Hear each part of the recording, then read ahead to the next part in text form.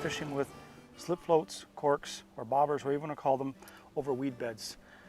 I'm going to show you what kind of rods we use, the reel, line, little baits, but what's imperative is setting up that little cork to match where those fish are in the water column.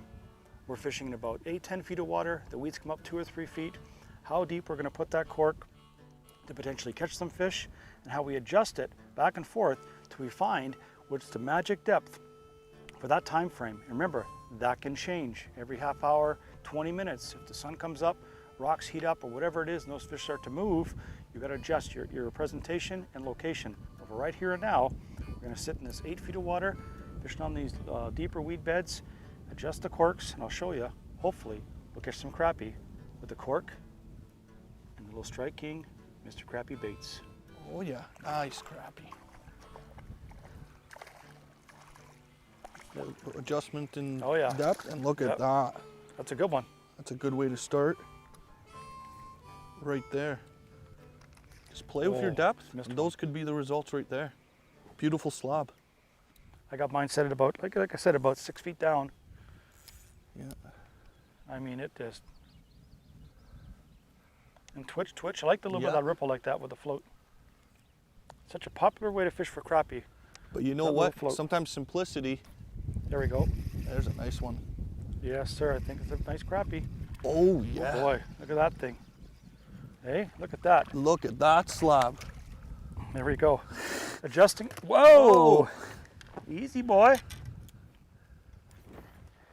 Adjusting your depth, your float, using the right B&Ms. I'll show you about that stuff, but look at that. He got attacked by a pike or something there. Look at him.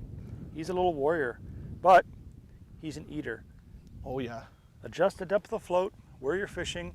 If you see the fish like we are, that are just cruising, but they sit just in the top of those clumps, and you get them like that. Let's go put them in a box, maybe catch some more. Let me show you a little tip about using the right size floats. So those crappie, when they do grab it, they almost feel no resistance. So the little float or cork, whatever you want to call it, is a signal, a bite indicator, okay? But I got it sliding, so I used the slip float and the stopper way up here. You can see the stopper. So I can just slide that up and down depending on how deep I want to fish in these weeds. But what I did with here is put a 1/8 ounce, a slightly heavier jig head, so it goes right down to where I want it right away, not through the water column, no perch, no rock bass or bluegills touching it.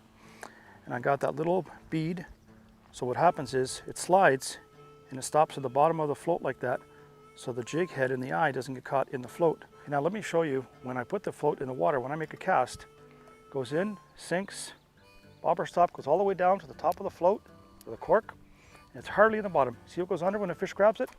There's lift, the strike indicator, no problem. The more weight that I put on there, it's accordance to keeping that float just above the surface so I can see the bites. See how it settles? But when a fish grabs it, a good crappie, there's no resistance. You can just pull it straight down. I don't want that cork sitting way out of the water. This way it just sits like that. I can see it from a distance. It signals a bite. When I get a fish, I just lean back and set, and there you go. Very simple. Look at that float slab. Whoa, wow. Is that a crappie or what? Wowzers, that's a tank. Hey, look, we've got that too, on the little neutral color. Bluegill with a pink jig head. Get their attention, and this almost looks like something they can just eat up. Awesome little things. And you catch them like that.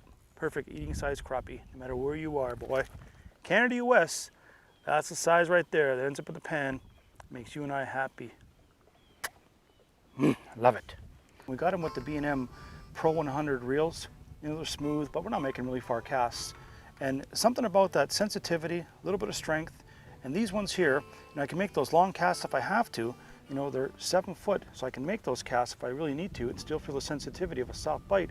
But I can throw little paddle tail, curly tail, different baits, small crank baits, even a little jerk baits if I want with these rods. But for here, they're so versatile. Throwing the floats, the Sam Super Sensitive by B&M, it's our choice.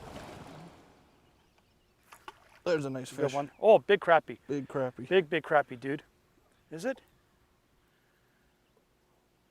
Oh no, bass. No, Jeez. it's a big crappie. For sure? Oh yeah. Hey, hold on. Look at that. The net. Get him right there, Carl. Oh yeah. Good old float, boy. Look at that. That's a slab. That's awesome right there. Floats in the weeds. Oh yeah, over clumps. In the box, dude. Oh yeah. That's a picture fish right there. Adjust the float to where you're fishing, the depth, the right baits, the right colors, and you too will catch them like that.